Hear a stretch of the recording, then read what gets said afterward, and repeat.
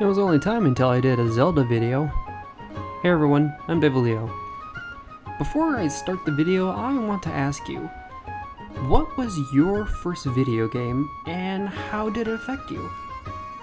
I'd like to read your responses in the comments down below. I asked myself the same question only to realize that my answer would be very lengthy and somewhat complicated. My first video game was The Legend of Zelda Collector's Edition, which has 4 full games, a demo, and 2 promotional videos. There's a lot to unpack here, so I'll get started.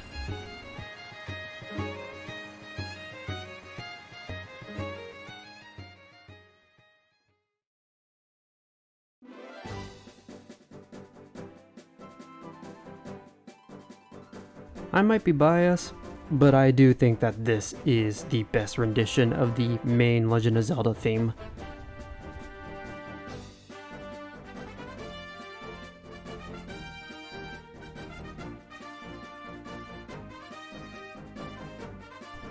Before I go into the games, I want to take a look at the 2 promotional videos included in the Collector's Edition.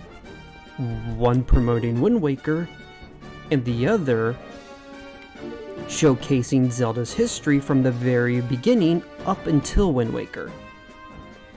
I don't remember when my interest in video editing and production started, but I can credit these 2 videos to being subtle influences. Both as a child and now as an adult, I have watched these 2 videos more times than I can count. Let's start with the retrospective video. Oh yeah, anytime you press the Z button to bring up the information tab, one of Navi's voice lines plays. Bloom! Hello! Bloom! Watch out! Every game has a story. Only one is a legend. Journey through the Legend of Zelda history from the groundbreaking NES hit to the Nintendo GameCube masterpiece. With the Legend of Zelda Collector's Edition and the Game Boy Player, it is now possible to play the complete Legend of Zelda's Legend on one system.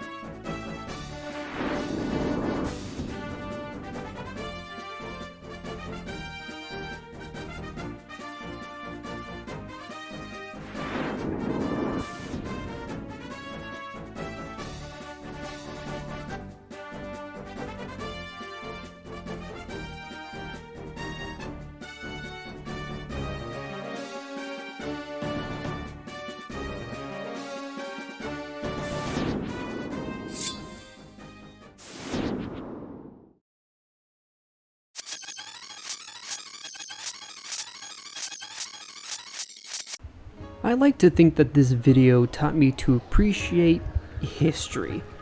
Not just the history of Zelda as a franchise, but also video game history.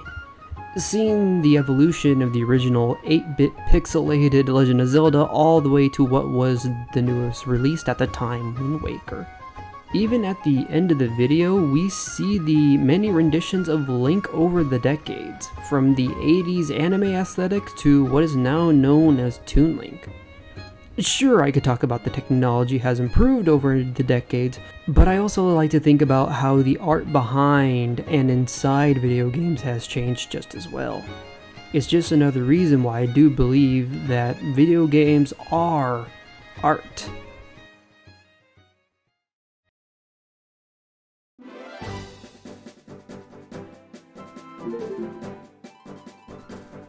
I initially thought that this was the official E3 trailer for Wind Waker, but I guess it's not.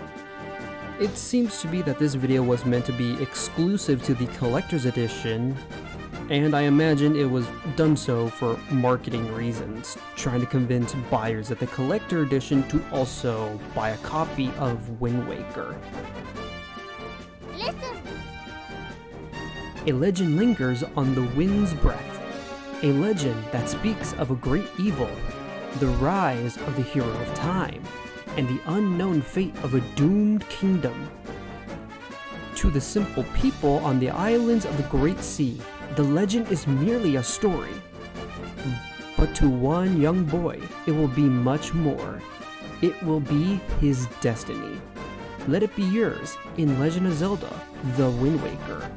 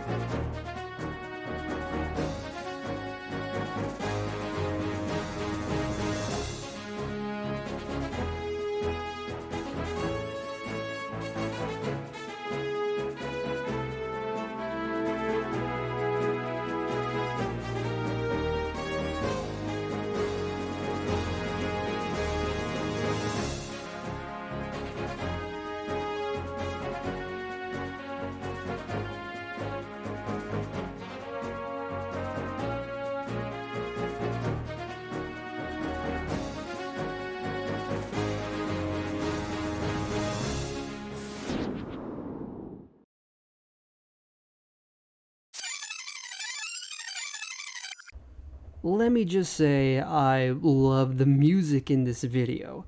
As far as I'm aware, this music track was never used in the final game, nor was it added to the official soundtrack. Music aside, I adore Wind Waker's visuals. Being a 4-year-old child at the time, I was unaware that fans hated this cartoony art style. But I grew up with Sunday morning cartoons and anime, so the art style never bothered me. You can even argue that it was meant to cater to a younger generation such as myself at that time. I also have to give a shout out to the cinematography. In Wind Waker, I believe we are playing the youngest and shortest version of Link yet. To help convey that visual narrative, a lot of shots are facing upward or looking down on Link, making creatures feel gargantuan compared to this kid with stubby legs. A dragon setting a tower on fire, a giant bird that dramatically flaps its wings outward, a giant scorpion emerging from a pool of lava, a kraken and a whirlpool that surrounds it, a dark sky with these giant pufferfish emerging from the ocean. This just has David versus Goliath written all over it, and I love it. I love it. Strangely, one of my favorite details about Wind Waker's art style are the smoke effects. These orange swirly clouds that are 2D while the rest of the game is 3D. Using 2D visual effects over 3D models and environments is something that I don't think we see enough of, and it's something that I actually praise Riot Games animation teams for. And lastly, I want to mention the ending sequence. Link looking into the distance, following the direction the wind travels, and transitions to the game's logo. I don't know if this is considered cheesy by today's standards, but I do think it works. This is an adventure game after all, and it does need to convey that sense of adventure to the viewer.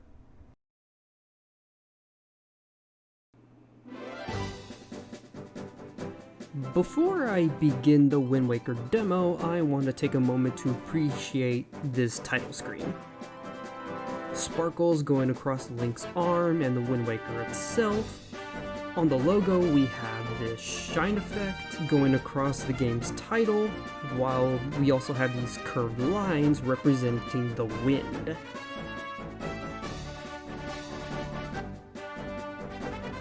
Listen. Pioneering new forms of expression through the use of innovative toon shading. The Wind Waker wove a tapestry of adventures set on the stage of the Great Sea. Players immediately found themselves immersed in their own cartoon adventure, playing the lead role of Link, the hero of winds.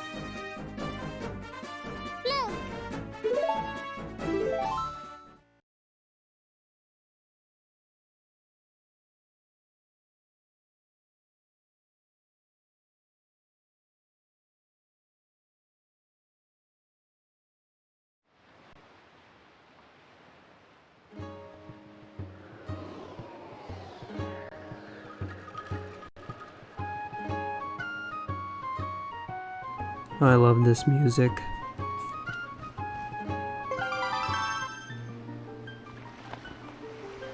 We have 3 files to choose from: Dungeon, Stealth, and Island. Dungeon is focused on the game's puzzles and combat. Stealth is self-explanatory. Island showcases the NPCs, their dialogue, and some minigames.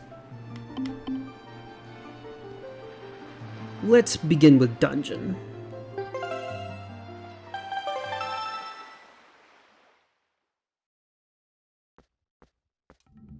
Now I can move forward and explore the dungeon, or I could just turn around and leave. I usually leave. Why? Dragon Roost Island just has amazing music.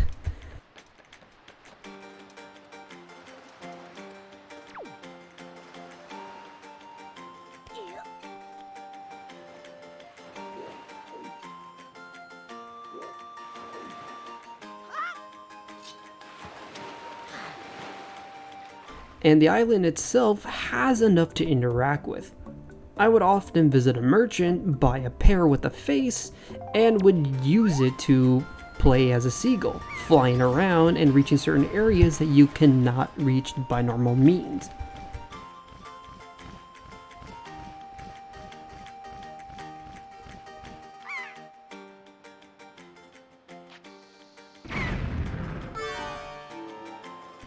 I also often visited this stone slab to see this frog riding a cloud. He looks like a Dragon Ball character. This island also has bird people living inside the mountains. You can also play a minigame helping out their mailman. Yeah, there's a lot of sightseeing and goofing around outside the dungeon. We'll be seeing more of this in the island demo.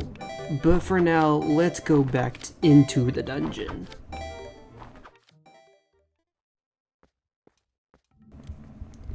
Walking past this hole in the wall will lead you to an open space with 2 hostile creatures. It's abundantly clear that you are meant to fight these creatures to progress. Combat in this game is incredibly simple, and that's to be expected for a game that was meant for children. Mash the B button to attack with the option of locking onto your target. As an adult, the combat is so simple it's kind of boring. But as both a child and an adult, I do find it somewhat satisfying, and I think that's due to the sound design and the visual flair when fighting. Puzzles in this game are also very simple. Great for children, boring for adults. Wind Waker is remembered for being one of the easiest Zelda games in the entire series, and I don't mind. I already play a lot of complicated games in my free time, and it's nice to go back to a game that allows me to turn my brain off and go at my own pace. Except for the stealth sections.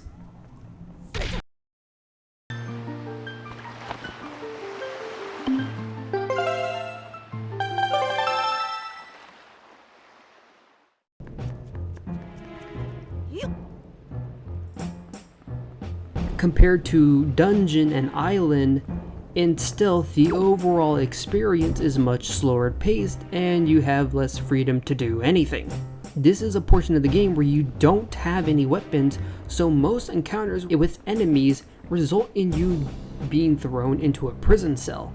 Looking back at it, I get the inkling that the stealth aspect of Wind Waker was an idea tacked on and never fully fleshed out. Because even in the final game, stealth is never truly utilized. I don't have much to say other than that the stealth demo is just boring.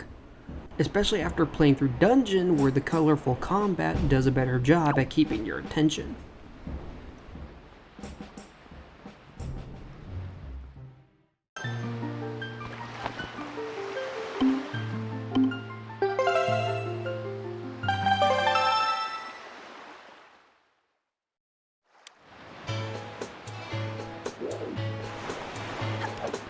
Island is all about interacting with the NPCs.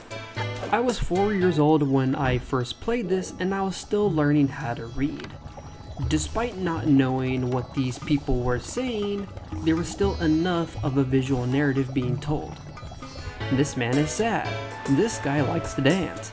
This weirdo is in prison, despite the fact that there's no police on this island. I would even replay this in my teams and learn to appreciate the personality these characters have. These two ladies are gossiping about a school teacher. This rich asshole will yell at you for breaking his expensive pottery. These children will challenge you to a game of hide and seek. Even Mr. Mustache over here will tell you how to use the mailing system. And if you follow him, he does in fact walk to the mailbox. After playing Pokemon and even Skyrim, where too many NPCs have dialogue that is either useless or generic, it's nice to see NPCs to have actual character traits, even if they are one-dimensional. I just want to remind you that these 3 files were just demos, and yet there's so much to appreciate. There's more to talk about in the full game, but I'll save that for a video where I talk about Wind Waker only. Otherwise, we still have 4 full Zelda games to look at.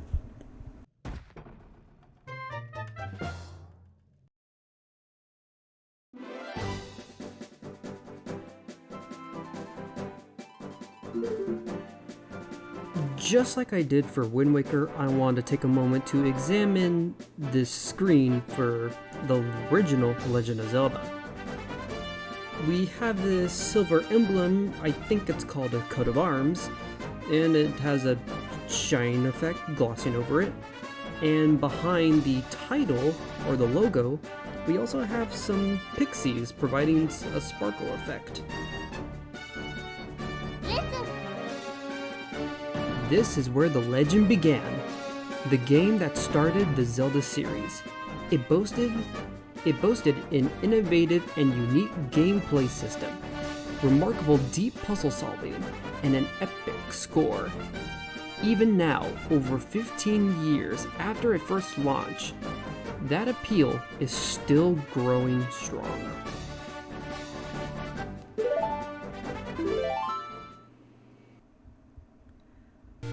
Upon starting the game, you are free to go wherever you want. At age 4, I decided to go up immediately, and died. Why? Because I did not see the black square that represented a cave entrance. So, after respawning, I decided to enter said cave, pick up a sword, and I can now defend myself. Despite the game's simplicity and freedom to explore with few barriers, I never had the motivation to finish this game, neither as a child nor as an adult. I think the biggest issue is the sense of navigation. Finding the first dungeon and completing it is easy enough, but I don't remember ever finding the second dungeon. Maybe I did, but like I said, I don't remember. Sure, the point of an adventure game is to explore, but it feels unrewarding when my travels don't find anything meaningful. Legend of Zelda is very much a product of its time, not bad design. I think for me to fully appreciate the original Legend of Zelda, I would need to play this game from beginning to end.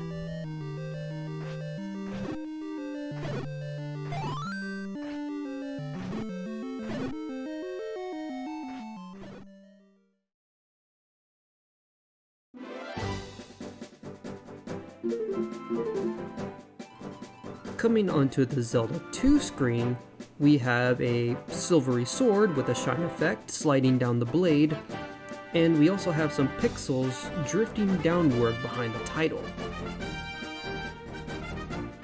Listen. The Zelda series saw a dramatic change when its side-scrolling second installment appeared. While it adhered to the majestic story and puzzle-solving elements of the original, this new Zelda featured improved action and was appropriately dubbed The Adventure of Link.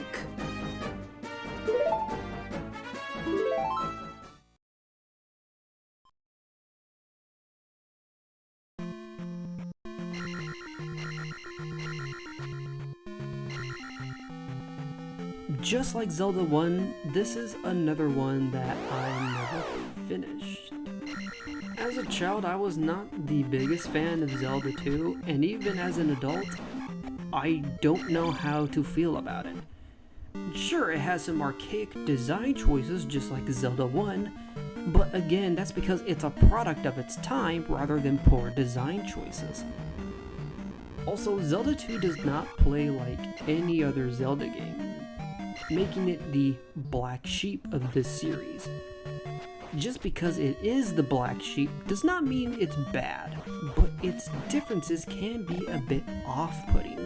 If I do make an independent video on Zelda 2, it won't be for a while. I just don't have the motivation to continue playing this one.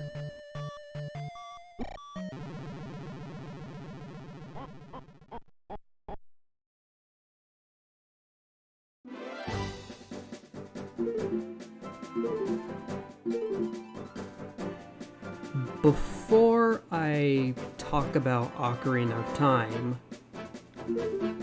I quickly want to talk about Majora's Mask.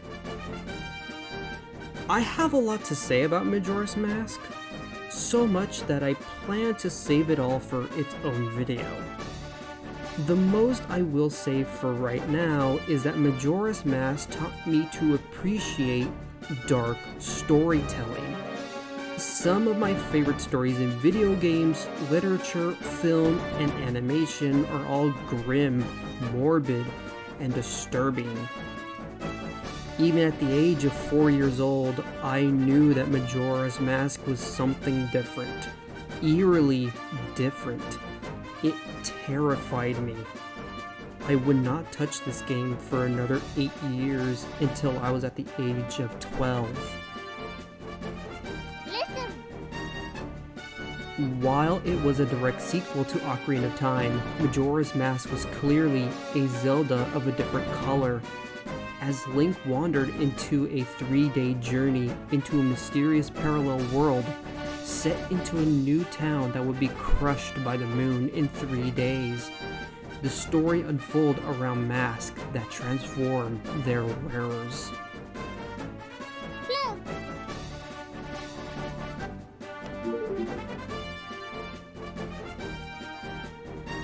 Looking at the Ocarina of Time screen, we have this smoke effect behind this image of Link and Epona. But I think the best part is the logo, where we have a shine effect traveling down the blade of the Master Sword, and we also have this red zip traveling across the Z in Zelda. Hello. Taking full advantage of gaming in 3 dimensions, an innovative new Zelda exploded onto the scene in 1998, featuring gorgeous cinematics, hordes of hostile enemies, a revolutionary targeting system, and the freedom of traveling on horseback. Ocarina of Time left all of those who played it in amaze and impressed.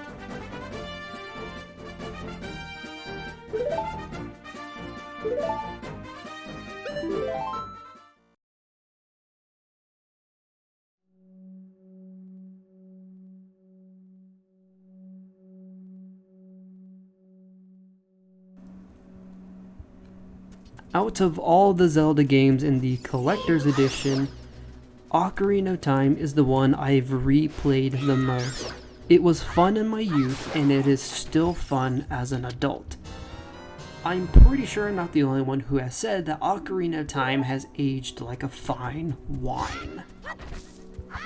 However, being spoiled with one of the greatest games of all time so early in life does come with a bit of a downside.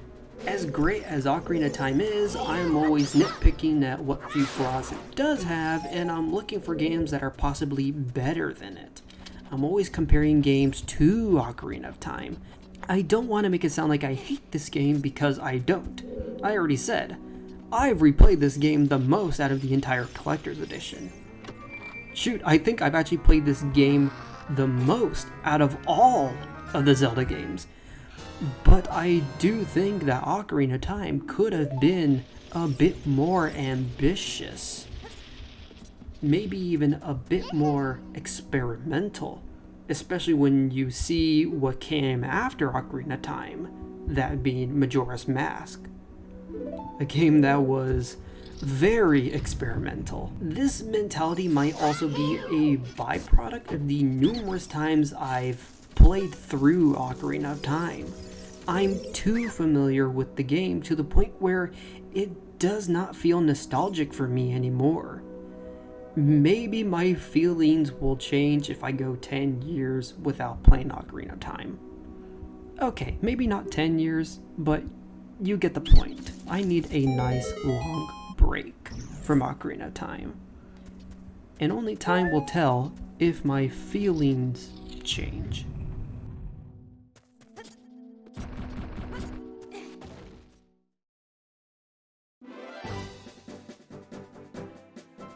So I want to ask the same question that I began the video with. What was your first video game and how did it affect you?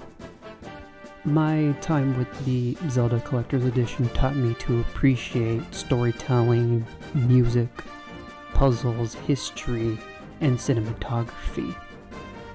If you have any similar experiences, go ahead and write them down in the comments. I'll be glad to read them. Otherwise, thank you for watching, and I'll be back with another video.